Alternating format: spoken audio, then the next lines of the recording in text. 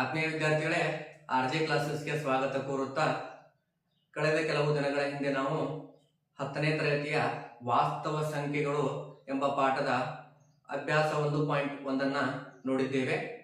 ಒಂದು ವೇಳೆ ನೀವು ನೋಡದೇ ಇದ್ದಲ್ಲಿ ಡಿಸ್ಕ್ರಿಪ್ಷನ್ ನಲ್ಲಿ ಲಿಂಕ್ ಅನ್ನು ಹಾಕಿರ್ತೀನಿ, ನೋಡ್ಕೊಳ್ಳಿ.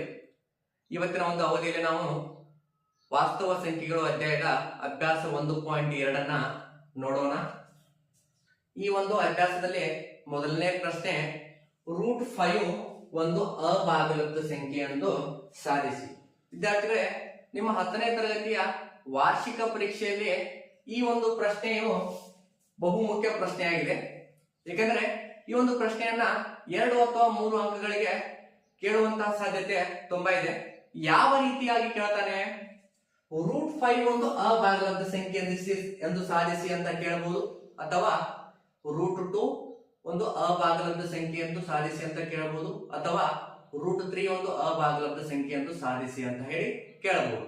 ಅಂದ್ರೆ √5 ಸ್ಥಾನದಲ್ಲಿ √3 ಅಥವಾ √2 ಅಂತ ಕೇಳಬಹುದು. ಇಲ್ಲಿ √2 ಒಂದು ಅಭಾಗಲಬ್ಧ ಸಂಖ್ಯೆ ಅಂತ ನೋಡಿದಾಗ, ಅಭಾಗಲಬ್ಧ ಸಂಖ್ಯೆ ಅಂದ್ರೆ ಏನು? ಈಗಾಗಲೇ ನೀವು ಹಿಂದಿನ ತರಗತಿಯಲ್ಲಿ ಕಲಿತಿದ್ದೀರಿ. ಅಂದ್ರೆ ಯಾವ ಒಂದು ಸಂಖ್ಯೆಯನ್ನ p/q ರೂಪದಲ್ಲಿ ವ್ಯಕ್ತಪಡಿಸಲು ಸಾಧ್ಯವಿಲ್ಲವೋ ಆ ಸಂಖ್ಯೆಗಳನ್ನ ನಾವು ಅಭಾಗಲಬ್ಧ ಸಂಖ್ಯೆಗಳು ಅಂತ ಹೇಳಿ ನೋಡ್ತೀವಿ. ವಿದ್ಯಾರ್ಥಿಗಳೇ, ಈ ಒಂದು ಪ್ರಶ್ನೆಯನ್ನ ನಾವು ಯಾವ ರೀತಿ ಬಿಡಿಸೋಣ ಅಂತ ನೋಡೋಣ. ಮೊದಲನೇದಾಗಿ ಊಹೆ ಮಾಡಬೇಕು.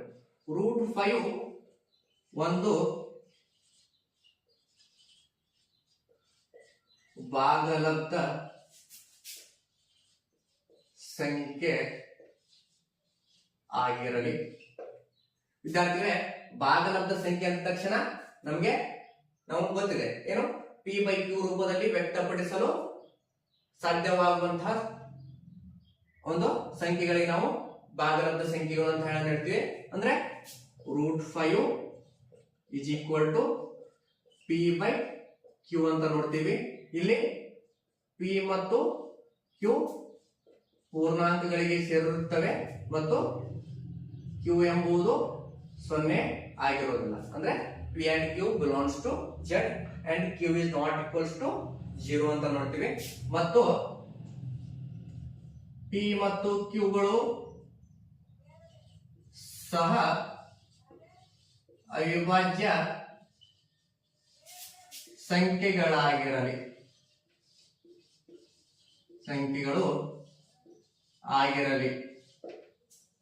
ಇಲ್ಲಿ ಸಹ ಅವಿಭಾಜ್ಯ ಸಂಖ್ಯೆಗಳಂದ್ರೆ ಏನು ವಿದ್ಯಾರ್ಥಿಗಳೇ? ಅಂದ್ರೆ ಯಾವುದೇ ಒಂದು ಬೆಲೆಗಳಿಗೆ ಕೇವಲ ಒಂದು ಅಪವರ್ತನವಾಗಿರುತ್ತದೆ, ಅಂತವುಗಳಿಗೆ ನಾವು ಸಹ ಅವಿಭಾಜ್ಯ ಸಂಖ್ಯೆಗಳು ಅಂತ ಹೇಳಿ ಕರಿತೀವಿ. ಇಲ್ಲಿ ನೆಕ್ಸ್ಟ್ √5 ಈ q ಸಮಚಿಹ್ನೆಯಿಂದ ಈ ಕಡೆ ಹೋದಾಗ q ಆಗುತ್ತದೆ. q √5 is equal to p ಅಂತ ನೋಡ್ತೀವಿ. ಇನ್ನ ಈ ಒಂದು ಸಮೀಕರಣವನ್ನ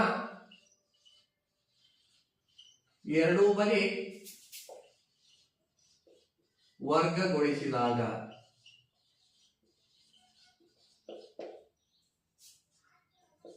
ಅಂದ್ರೆ q √5 bracket square is equal to p square ಅಂತ ನೋಡ್ತೀವಿ.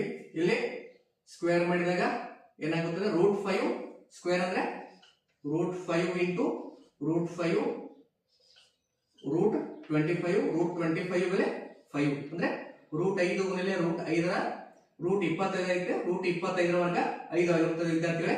ಅಂದ್ರೆ 5 q square is equal to p square ಅಂತ ನೋಡ್ತೀವಿ. ಇಲ್ಲಿ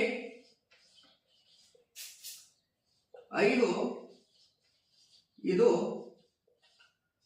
p ಸ್ಕ್ವೇರ್ ಅನ್ನು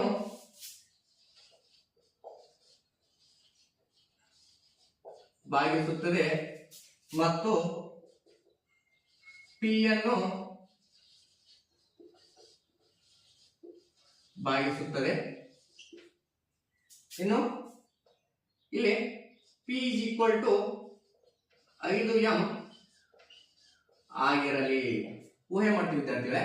ಇಲ್ಲಿ p is equal to 5m ಅಂದಾಗ p ಯ ಒಂದು ಸ್ಥಾನದಲ್ಲಿ 5m ಅನ್ನ ಆದೇಶಿಸೋಣ.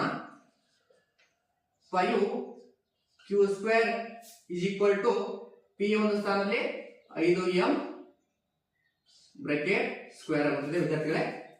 ಇಲ್ಲಿ 5q² = 5ರ ವರ್ಗ 25 m × ಸ್ಕ್ವೇರ್ m² ಆಗುತ್ತದೆ ವಿದ್ಯಾರ್ಥಿಗಳೇ. ಇಲ್ಲಿ q² = 25 m². ಈ 5 ಸಮಚಿಹ್ನೆಯಿಂದ ಈ ಕಡೆ ಬಂದಾಗ ಭಾಗಾಕಾರವಾಗುತ್ತದೆ. 5 1 5 5 q² = 5m² ಆಗುತ್ತದೆ. ಇನ್ನು ಇಲ್ಲಿ 5 ಇದು q² ಅನ್ನು ಭಾಗಿಸುತ್ತದೆ ಮತ್ತು q ಅನ್ನು ಭಾಗಿಸುತ್ತದೆ.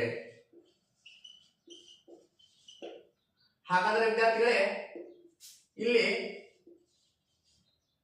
√5 ಒಂದು ಭಾಗಲಬ್ಧ ಸಂಖ್ಯೆ ಆಗಿಲ್ಲ ವಿದ್ಯಾರ್ಥಿಗಳೇ. ಏಕೆಂದರೆ ಇಲ್ಲಿ ನಮ್ಮ ಊಹೆ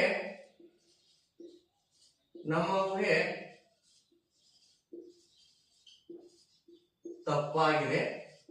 ಏಕೆಂದ್ರೆ ವಿದ್ಯಾರ್ಥಿಗಳೇ ಇಲ್ಲಿ 5 ಅನ್ನುವಂತಹ ಅಪವರ್ತನ ಬಂದಿದೆ. ಇಲ್ಲಿ ನಮಗೇನು ಸಹ ಅವಿಭಾಜ್ಯ ಸಂಖ್ಯೆಗಳು ಅಂದಾಗ ಅಪವರ್ತನ 1 ಆಗಿರುತ್ತದೆ. ಆದ್ದರಿಂದ ಈ √5 ಒಂದು ಅಭಾಗಲಬ್ಧ ಸಂಖ್ಯೆ ಆಗಿಲ್ಲ, ಏಕೆಂದ್ರೆ ನಮ್ಮ ಊಹೆ ತಪ್ಪಾಗಿದೆ. ಸೊ ಆದ್ದರಿಂದ √5 ಒಂದು ಅಭಾಗಲಬ್ಧ ಸಂಖ್ಯೆ ಅಂತ ಸಾಧಿಸ್ತೀವಿ ವಿದ್ಯಾರ್ಥಿಗಳೇ.